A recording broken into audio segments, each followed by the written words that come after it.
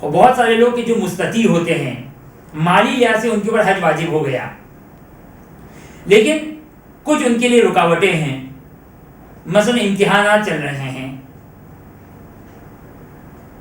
شادی کرنی ہے، دفتر کے مسائل ہیں اور ہزاروں مسائل. یہ یاد رہے حج واجب فوری ہے. واجب فوری کا مطلب یہ ہے کہ جس سال میں مستطیع ہو گیا، جس سال میرے پاس اتنے پیسے ہو گئے کہ حج میں انجام دے سکتا ہوں، اب اس کو ڈیلے کرنا، تاخیر میں ڈالنا جائز نہیں ہے. اس کو کہتے ہیں واجب فوری.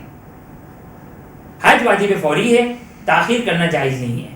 خوب اب اس سال امتحانات ہیں ہمارے، اس سال شادی ہے، اس سال ایک امپورٹنٹ سفر ہے، ایک بزنس ہے، آفس کے مسائل ہیں، وغیرہ وغیرہ وغیرہ وغیرہ. تمام فقہا یہ فرماتے ہیں جائز نہیں ہے کہ ان ایکسکیوزز کی وجہ سے، ان عذر کی وجہ سے انسان اپنے حج کو تاخیر اور لیٹ کرے. ڈیلے کرنا جائز نہیں ہے، واجب ہے انسان حج پر جائے.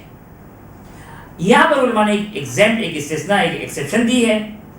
کیا ایکسیپشن؟ یہ ہے کہ اگر یہ امتحان نہیں دیا، یا اگر ابھی ہم نے شادی نہیں کی، یا یہ اگر ہم نے مثال کے طور پر اگر ہم نے آفس سے چھٹی لی کہ جس کی بنا پر ہمیں ممکن ہے ہمیں آفس سے نکال دیا جائے، اس صورت میں اگر علماء فرماتے ہیں کہ اگر وہ کام اتنا امپورٹنٹ ہو یا ایسا ہو کہ اگر ہم نے انجام نہیں دیا تو ہم بہت شدید زحمت میں گرفتار ہو جائیں گے جو عام طور پر قابل برداشت نہ ہو.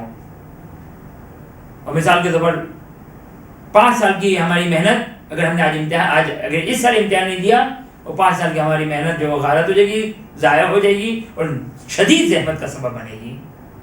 جو عام طور پر ناقابل برداشت زحمت ہو، ایسی سخت زحمت کا اگر سبب بن رہا ہو تو پھر انسان کے لیے جائز ہے کہ وہ حج کو ڈیلے کر سکتا ہے، لیکن بہرحال حج اس پر واجب رہے گا. اس سال وہ اپنی اس ذمہ داری کو پورا کرے اور اگلے سال پھر وہ حج کے لیے جائے. وآخر دعوانا ان الحمدللہ رب العالمین. برحمتك يا أرحم الراحمين وصلى الله على محمد وآله الطاهرين.